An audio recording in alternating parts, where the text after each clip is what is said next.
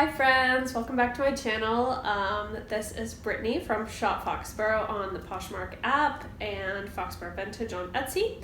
And if you want to find me on Instagram, I'm Foxborough Vintage over there as well. If you didn't already know, I am at Poshfest 2019 this year in Phoenix, Arizona. We just wrapped up the first day and I figured before I went out and had some drinks, I would go ahead and film a video for you guys about just some exciting stuff that Manish talked about in his opening State of the Union address. I've got some hot Earl Grey tea that I am nursing. And I took some notes for you guys. I took a ton of notes today. I went to some breakout sessions, some data sessions, and I'm gonna be bringing that to you in a series of YouTube videos starting now. So let's go ahead and dive right into what Manish had to say. So let's dive right in. To open up, Manish really talked about how fashion is sort of transforming, and we are able to create a brand with used items. So if you look at different sellers on Poshmark, they're really making a name for themselves. They're creating and curating a brand for themselves, and it's all using used items. So that's really cool. It's thinking outside of the way that traditional branding has been thought of, and so the whole notion of what a brand is changing. So customers are getting an item from you, and they're not just connecting the item with Poshmark and the brand that it is. So say it's a Anthropologie top, they're connecting it with the fact that they got it from you. So if you are a seller that they follow on Instagram, or someone that they know from a Posh and Sip, or any number of ways that the buyer can connect with you, and now that piece in their closet is associated with you in your closet, and that's building your brand too. So I got a belt that I'm always gonna think, oh, that's my girly girl style belt. Or I got a jumpsuit, a vintage jumpsuit, and that's always gonna be my Millie and Monica belt. I got an Anthropologie top with foxes on it that I've been searching for forever. And to me, that's not just an Anthropologie top, that's my empty hanger top that I purchased from her. So all of these sort of pieces in my closet have connections with the sellers on Poshmark, and other users feel that way too. Especially if you make that purchase more personal for them with a note, or you reach out to them after the fact and just let them know that you appreciate their purchase, or they follow you on Instagram and you have interactions with them there. So that's just really cool. We're redefining what a brand is, and that's a really neat place to be a pioneer, I think.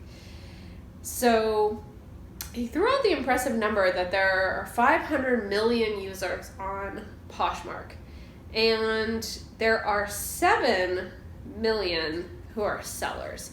And I think that, you hear so much, the market is oversaturated, there are so many sellers, and you look at it and you're like, wow, 7 million sellers, yeah, how am I going to compete with that? But when you look at the fact that there are 50 million people, and then a lot of those sellers are just people cleaning out their own closets, just people flipping a couple of things because they, don't have room for them anymore. It's really not that many sellers. So your market is absolutely huge. And to sort of define that, he said that from 2011 to 2018, we hit our $1 billion made by Poshmark sellers mark. And then within a year, there was another full billion made just within a year. So that's amazing to me. There are 350 shares per second on Poshmark to all the different brands. And he really kind of talked about how sharing equalizes the playing field. You look at Etsy, you look at eBay, and you've got promoted listings. So people are paying to get their listings in your face. On Poshmark, everyone is treated the same. So you've got a brand new seller, and you've got an experienced seller, and you've got someone with 3 items in their closet, and you've got someone with 1,000 items in their closet, and every share counts the same. And to him, that's really important, because if you couldn't break out as a new seller, if you couldn't just sell the things out of your closet, then Poshmark wouldn't work. So I love that. So another thing that he talked about is how the success of the home market has really inspired them to feel confident that they can break out into other markets, which is awesome. He didn't mention what those markets might be, but it sounds like they have some plans in the works for other markets. And given, all of the fun, like vintage housewares and the Anthropologie housewares that I've seen on Poshmark, it's really not a surprise. Fashion and home are linked so closely together, and I can't wait to see, what else they delve into.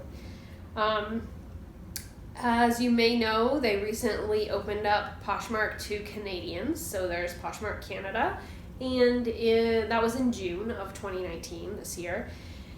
And they're working on ways in the next couple of years to expand that market globally. So they're, wanting to reach out to Japan, to Tokyo, to, Spain, Madrid, Paris, France, Milan, Italy.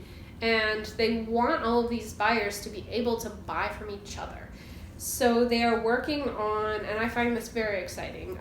When Poshmark Canada opened up in a lot of the groups I'm in on Facebook, a lot of those Canadian sellers were like, can we buy from US sellers yet? Because they really, they want that. And Manish confirmed today that they are working on that. And I'm so happy to hear that, because, people being able to buy between borders, obviously the shipping costs are going to be different. And that's sort of what they're working through right now with USPS.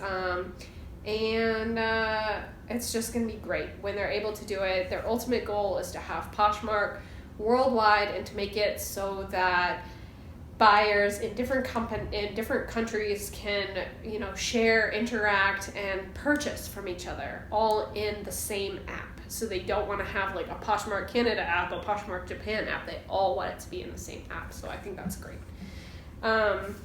Another really exciting thing that he mentioned was that they are working on adding video to Posh. So I don't know in what capacity that's going to be. I don't know if you're just going to be able to have like a little user feature video where you can say hi, or if you're going to be able to add video to your listings. So let's say you have, a pair of children's sneakers that light up, and you want to show them lighting up, or you have a sequin dress with like fringe and you want to show the movement, and so you can actually take that video and add it into your listing. That's what I'm hoping for, but he didn't specify whether or not that was the case. But I think it's a really exciting prospect, and I can't wait to see what they come up with for video. Another really cool thing that they are working on is AI and machine learning. So what that is basically the algorithm figuring out, okay, this buyer has bought these items before. I bet they would really like these new items that were just listed. So if you could go on Poshmark, and I have over 100 purchases on Poshmark, so I have quite the purchase history. If I could go on Poshmark and the first thing that sort of pops up is 20 new listings we think you would love, and I click on that, and there's just different stuff from different closets that all is in like my niche of what I love, that's really cool. That's a really cool idea, and that is sort of what they're working on, as well as like matching, say, the best 30 to 40 sellers that match your style. So they're really working on more ways to kind of capture the buyer who is intending to buy. So they want to connect the buyers with intention to the sellers who have just listed or have the items that those buyers are looking for. And ultimately that earns them more money and that earns you more money. So it's a win-win, and they're working on that, and I can't wait to see what they come up with. So it's really exciting. And yeah, so the last thing that he summed up with is that, you know, you can make money on Poshmark, and money is money, but if you aren't keeping to the original core tenets of what Poshmark is supposed to be about, which is, you know, love and connection, and service to others, then it's just it's just money. It's just a business. It's not a connection that you have with your customers, and it's going to make it harder to really succeed and strive to be your best on Poshmark. So, you know, if you think about it, you're sharing other people's listings, you're sharing their closets, you're commenting on their listings, you're sharing them to parties, you are, you know, tagging them on Instagram when you wear something of theirs, you are going in and welcoming new Poshers. These are all things that the app encourages you to do, and, you know, it's really like their foundation. If you can do all of the right things, like listing new items and sharing your closet and sharing other people's closets, and you know, posting on social media, and you can also serve your community in the same way, your Posh community, then you're really going to have the best success that you can. So I just thought it was a really great State of the Union by him, and I wanted to recap it. Tomorrow is a really exciting hackathon reveal, so I will try to live stream that on my Instagram. So if you're not already following me on Instagram, it's at Foxborough Vintage. And yeah, so check my stories, it'll tell you when it goes live. Go ahead and follow me there. And if you are interested about what Poshfest is like and what kind of content they are putting out, then definitely hit the subscribe button. I'm going to have more videos, video on Instagram, a video on data and numbers, and I just want to sort of wait until we get tomorrow's content to put more of that out there. So yeah, give me a follow on Instagram if you want to see the Poshfest Hackathon live tomorrow. And go ahead and subscribe here if you want to see more content about what Poshfest is like. So thank you so much for tuning in. Again, I'm Shop Foxborough on the Poshmark app and Foxborough Vintage on Instagram, and I hope to see you there. Say hi. Bye.